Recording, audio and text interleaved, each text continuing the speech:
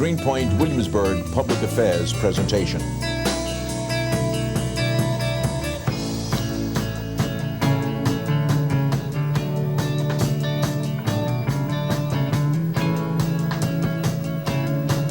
This is Neighborhoods Today.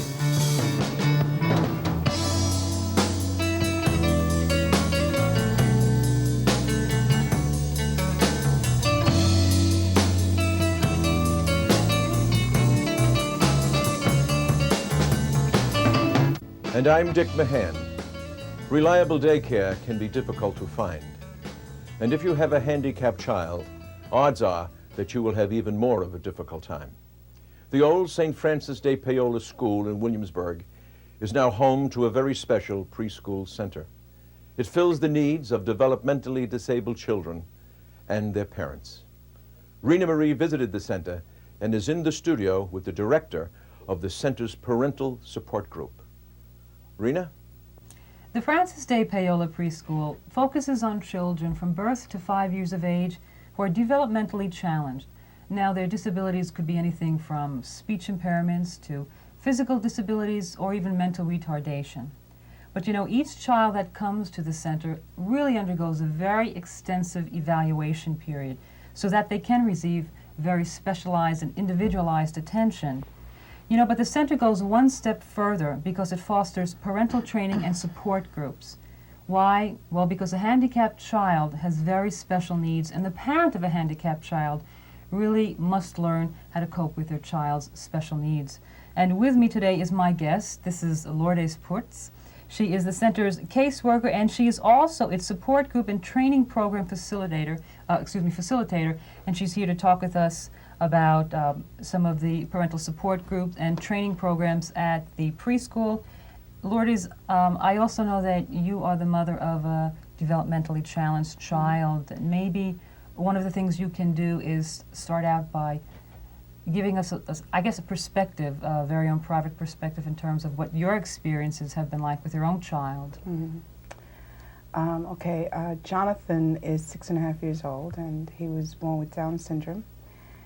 And the challenges have been continuous. It's like it's an ongoing task, day after day after day. But even more important, the reason why I've become so involved in providing all this support and all this training for parents is because I was able to see firsthand how important it was and how necessary it was, and that it was not available in this community or even in nearby communities to most of the parents. And there are so many parents out there that were just very much alone and in need of some sort of support. And this is how it all got started. From my own experiences from Jonathan's preschool where he attended. And I knew once I left there I would have nothing. So that's how I began to get the groups started here within the community in order to provide the support for the parents here. Have you found, through your experiences as a parent with a developmentally challenged child, that your parenting skills really need to be different than when you have a child who is, quote, normal, whatever that means? Definitely, in that with your typical child, we tend to take our everything for granted. We just move on day after day after day. When you find yourself in a situation like ours, it's not so simple, and lots of decisions need to be made, and you're never really sure whether you're making the right decisions. And every decision that you are going to make, you sit down and you think about it, and you talk about it, and you talk to different people, and you look for advice, and nothing ever really happens right away. So most definitely, and you yourself, you tend to question your own skills continuously. It's like all the time, am I making the right choices? Am I doing the right thing? Will this be the right move for him? Or is this the right school? Or is he receiving enough therapy? They're all questions that go down the line. There's no real, I don't know how to there's no real satisfactory answer in that, you know, the more we get for our children, the more we want, and we just keep moving that way. And I explain to parents all the time that it's normal to feel that way, and it's normal to want more, and it's okay. If I were a parent of a developmentally disabled child and I came to you, what could you do for me? I mean, I obviously would be feeling all different kinds of feelings. From your experiences, what might be some of the things I would be feeling? Am I feeling guilt? Am I feeling alone? Am I feeling sadness? Guilt is the very first feeling that every parent feels. Why? Because, like anything in life, when something goes wrong, you look at it as an error, as a mistake, and you try to figure out where along the line you did something that was wrong to make this end result. So then this is my child. I must have done something wrong. Exactly. I did something wrong, and if there's a spouse, maybe, you know, my husband did something wrong, or my wife did something wrong, or maybe we took the wrong type of medication while I was pregnant, and you think about all these things, and you try to find a way to pin the blame on something, okay? And and I try to explain to parents that it's normal to feel that way, and it's all part of a growing process, and that's the very first feeling. And of course, then comes the confusion, and it just goes on, the anger, the mourning. They're all normal emotions that have to be felt, that have to be dealt with and coped. And the best way to do is to talk about it, which is why the support groups are so important. So is that the core of the support group then? To get the parents to come out and start to talk and start to deal with their feelings before they can actually take some kind of plan of action? Right. Because before, or it's not even taking a plan of action, because there are parents that take action, but they're not totally understanding what's happening, and they're just moving on. Is it a denial? It can be a denial. It can be a form of denial. It can be, it's not even denial, just not understanding. You have no real knowledge as to what's happening, so you just move on, and you just let things be. Whatever happens, happens. So this is a way for them to be able to talk, to cope, to learn, and to start to feel and accept all those feelings that are happening, you know, everything that's going on inside of them. And by seeing other parents open up and talk about them, and by seeing other parents' acceptance, it helps them to be able to say, hey, you know, this is the way it really is, and this is what I'm really feeling, and it's okay to feel like that. Yeah, whatever it is, it's okay. It's okay. It's okay to feel like that. I always tell them that. It's the most important thing. It's okay to feel like that. It's okay to be mad. It's okay to ask questions. It's okay, you know, to cry every time. I mean, you'll cry forever. There's times I still feel like crying, and that's okay. You know, that has to happen. So what other training can you offer parents aside from the support groups? Do they need to learn a special type of nutrition, different types of skills, educational skills, social skills? Definitely, all of the above. They need to learn, yes. There's nutrition is always important. We try to provide workshops for them so that they can come in and speak to a nutritionist. Will come in and talk to them. Behavior management or proper discipline, because we all know it's very difficult. Some of the children are very frustrated, especially children that have severe speech impairments. They can't really communicate, so they use a lot of physical communication, and it makes it very difficult for parents. So we work with them on behavior management. Just so many wide range of services. Do you also teach parents, you know, when you have a child that acts out because they want to get feelings out and they want to express themselves, and up here they have it but they just can't get it out, you know, in our society, certain, quote, behavior is not necessarily seen as very socially acceptable. Do you also teach parents how to deal with the social aspect? Definitely. And even with, a lot of times behavior like this is very difficult for parents in that it's, they can be embarrassed, you know, and they don't like to take their children out to different, I don't want to take my son to that restaurant because he acts out. And I try to tell them the only way to try to help your son, or the only way even to help society to accept your child, is to bring him out into the world. Bring him out and bring him to that restaurant, sit with him. You're going to get frustrated, and it's going to happen a few times, you know, where he's going to act out or whatever, but you know, in the long run it will work.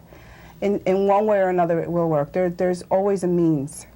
And looking for resources. Sometimes we don't have the answers, and I have to go elsewhere, and I have to find answers for them elsewhere. Sometimes they need to speak to a psychologist or another type professional, someone that's really can provide a lot more input for them as to what the proper way is to handle their child.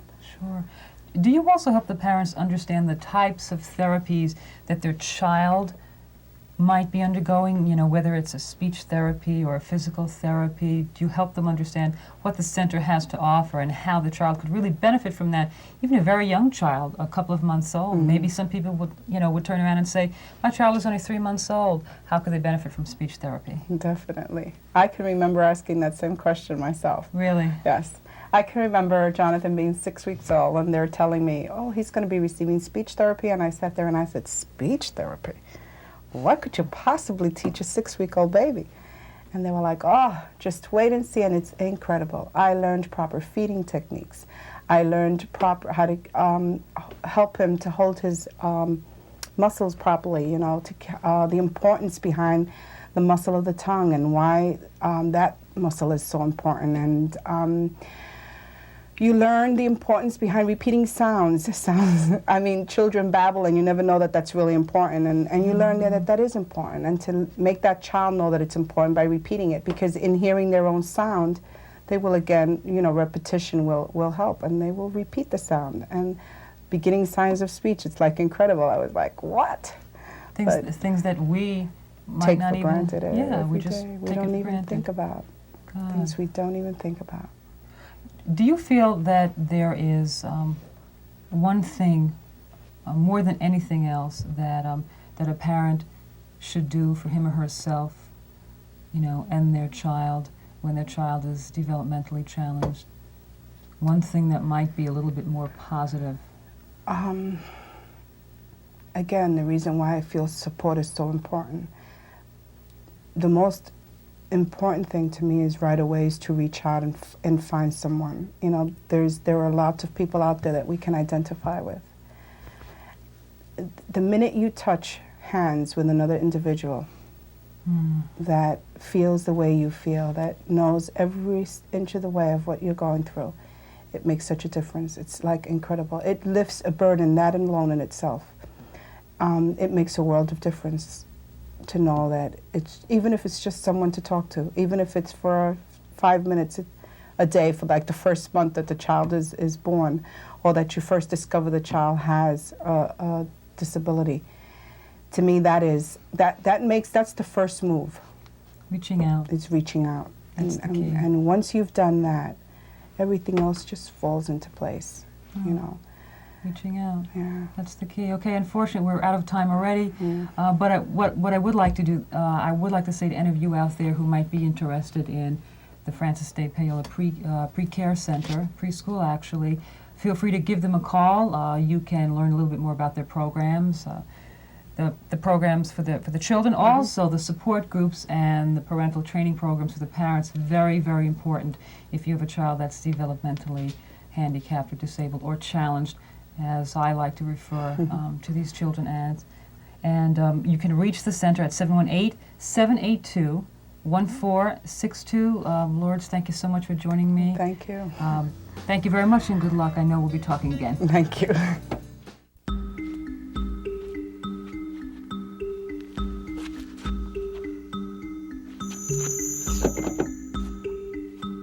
Crime happens, but where it happens and who becomes the victim can be influenced by you and your community. As the eyes and ears of their neighborhoods, Block Watch programs assist police by reporting suspicious activity. I'm witnessing a theft from a vehicle. To learn more about crime prevention in your neighborhood, contact your local police department or the Block Watch Society of BC.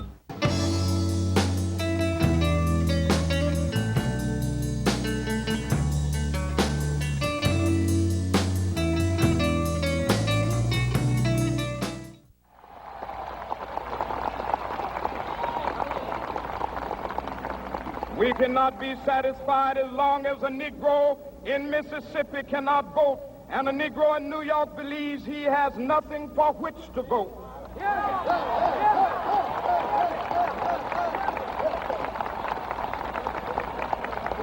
No, we are not satisfied, and we will not be satisfied until justice rolls down like waters and righteousness like a mighty stream.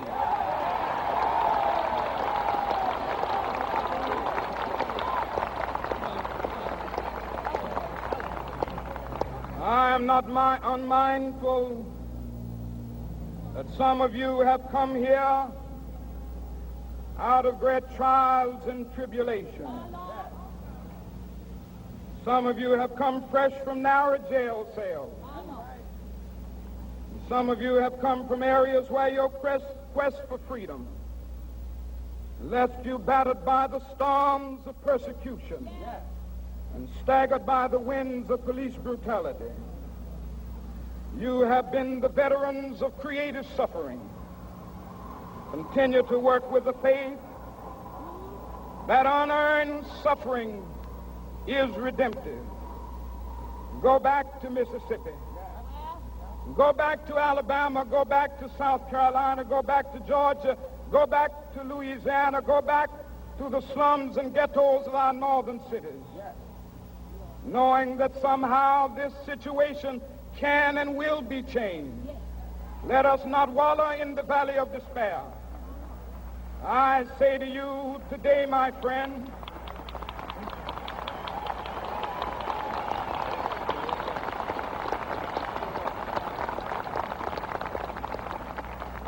so even though we face the difficulties of today and tomorrow, I still have a dream.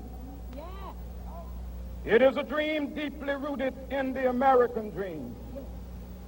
I have a dream that one day this nation will rise up and live out the true meaning of its creed. We hold these truths to be self-evident, that all men are created equal.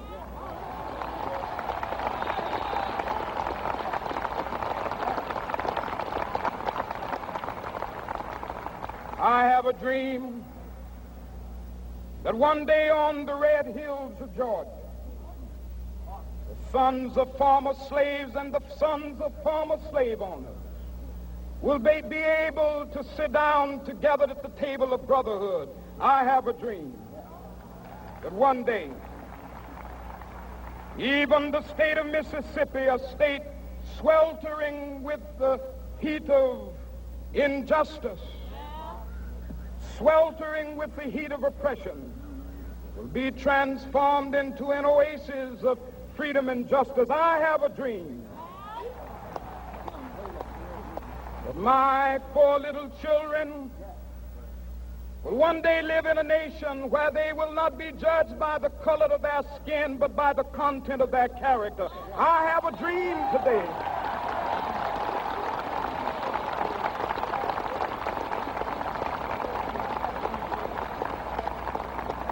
I have a dream that one day down in Alabama, with its vicious racists, with its governor having his lips dripping with the words of interposition and nullification, one day right there in Alabama, little black boys and black girls will be able to join hands with little white boys and white girls as sisters and brothers. I have a dream today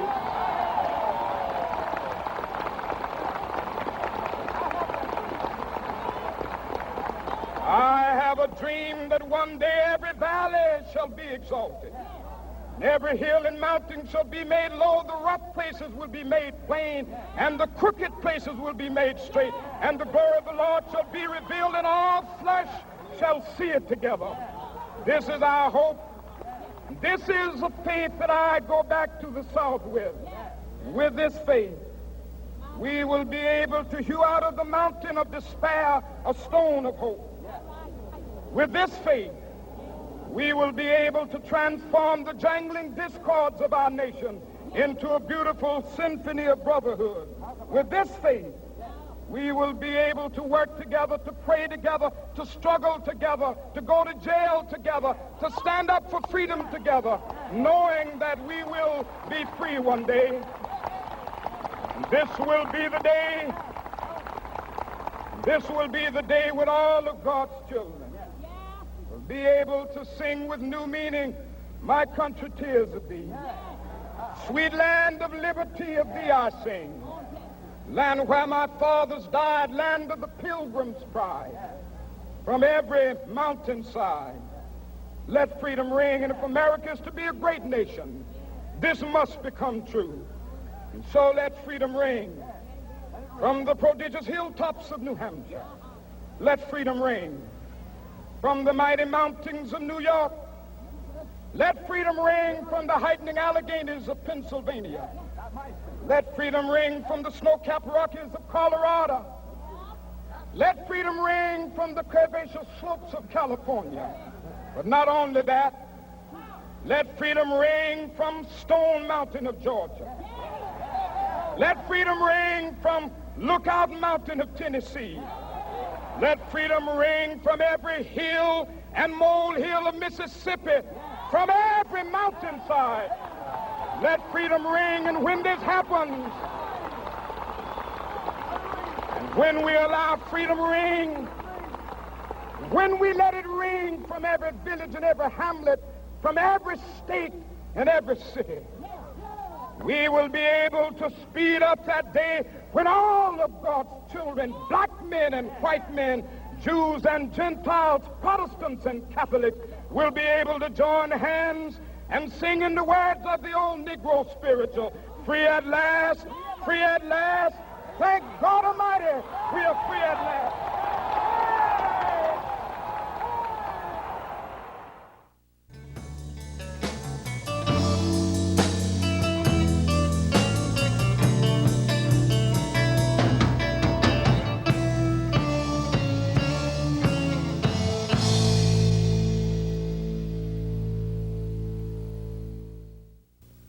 Oh, there's a wonderful aroma starting to permeate the studio.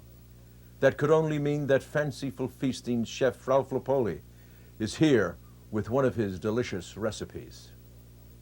Good evening. Welcome to Fanciful Feasting. We're so delighted that you're able to cook with us again tonight.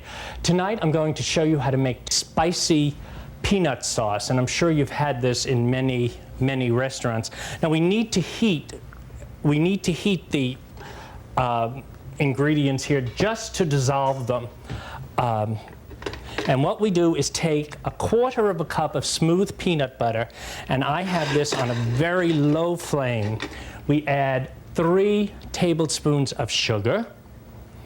Oop, it's hard sugar. That's what happens when you're working under lights sometime. And 1/4 cup of light soy sauce. Light means that there is less sugar, less salt, excuse me, in the soy sauce. And we stir that up and dissolve all of that. This is going to go over cold spaghetti. I know it might sound crazy, but once you taste it, you're going to absolutely love it. You get it all over your recipes and everything else.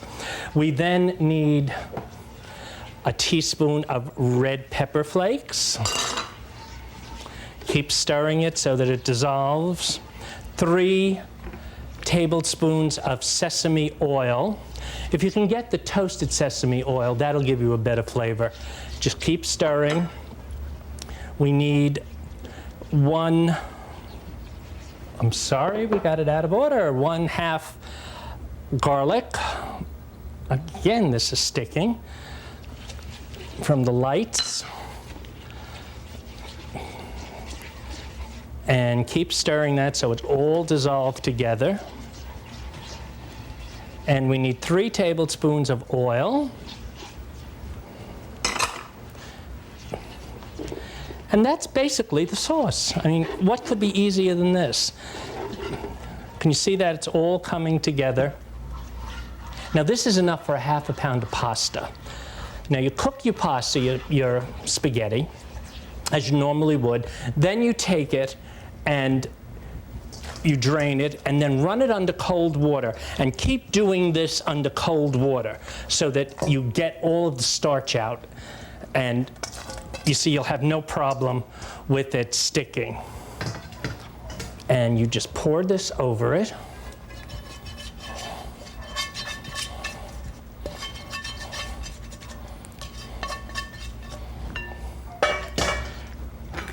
Mix it together. I want to show you a little decoration here too, which is very, very pretty.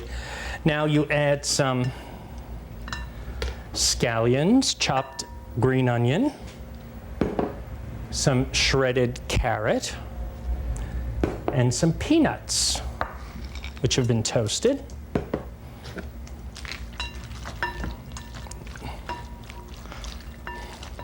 I have made a few of these little brushes here, which make wonderful decorations. Can you see that? That's really this. I'm going to show you how to make that. And what you do is just take it, cut the end off, cut that off, peel it. Now that's the root end. So we take it this way.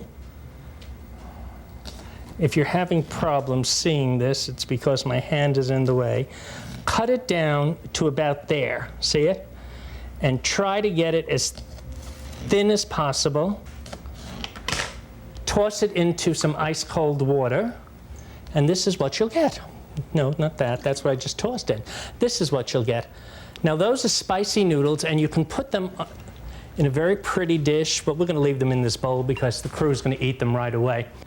I hope you're going to enjoy this. If you want the recipe to any of these, please write to Neighborhoods Today at the address you'll see on the screen. That's it for this edition. For Neighborhoods Today, I'm Dick Mahan. Thank you for watching.